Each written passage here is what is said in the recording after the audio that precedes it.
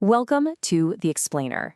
Today, we're diving into a fascinating economic puzzle, a real head-scratcher that unfolded on January 20th, 2026.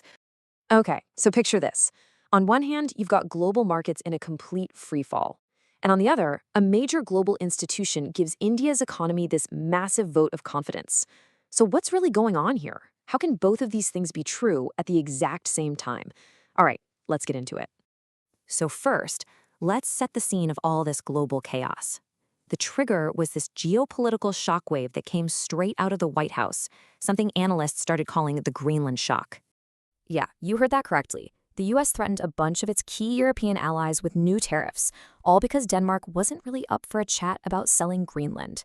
This aggressive move immediately sparked fears of a brand new full-blown trade war, and those shockwaves were felt all around the world, including, of course, in India.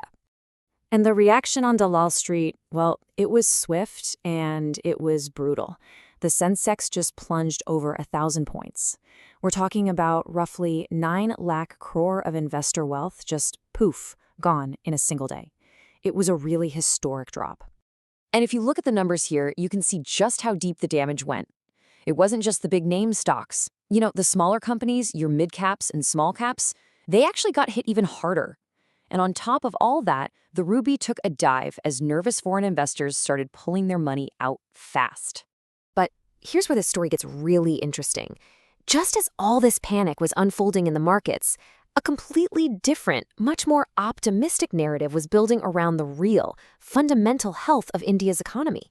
Right in the middle of all that volatility, the International Monetary Fund, the IMF, comes out with its latest economic outlook, and this one number just jumps off the page, 7.3%.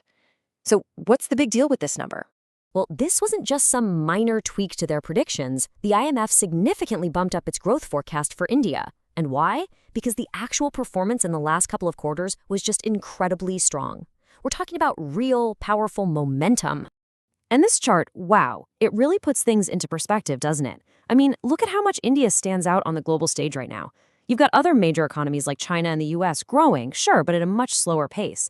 India is just in a league of its own, holding on to that title of the world's fastest growing major economy, and by a pretty wide margin. And just to give you a sense of how significant this is, we're talking about a massive 0.7 percentage point jump from what they were forecasting just a few months before. That's a huge revision. It signals some serious underlying strength that, frankly, nobody was really expecting. So this brings us right back to that central paradox. How can you have a market in full-blown panic mode and a booming economy at the very same time? Well, a big part of the answer lies in a long-term strategy, something that's been in the works for years, really, and it's designed to shield India from exactly this kind of global craziness. Let's dig into how it works. So while you see some countries putting up walls and trade barriers, India has been doing the opposite. It's been busy strengthening its ties with the European Union.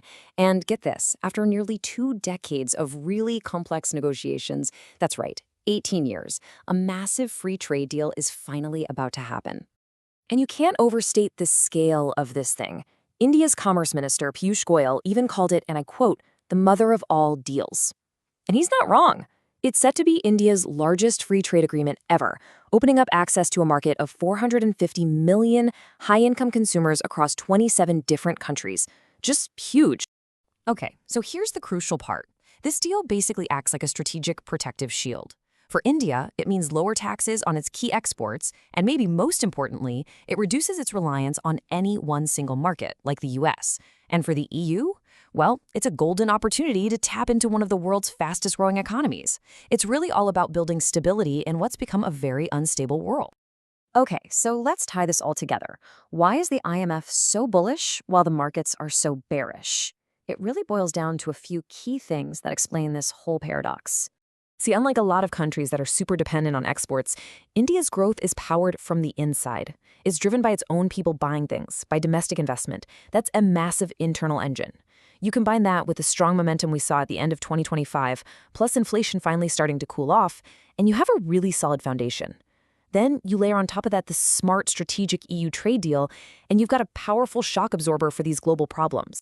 And that really brings us to the big, lingering question. India's resilience right now is undeniable, but the real test is yet to come. I mean, in a world that's so deeply interconnected, can any single economy, no matter how strong its domestic engine is, truly insulate itself if the global storms just keep on coming? It's something to think about. So what do you think? We'd love to hear your take in the comments. And hey, if there's another complex topic you want us to break down like this, let us know below. Thanks so much for watching.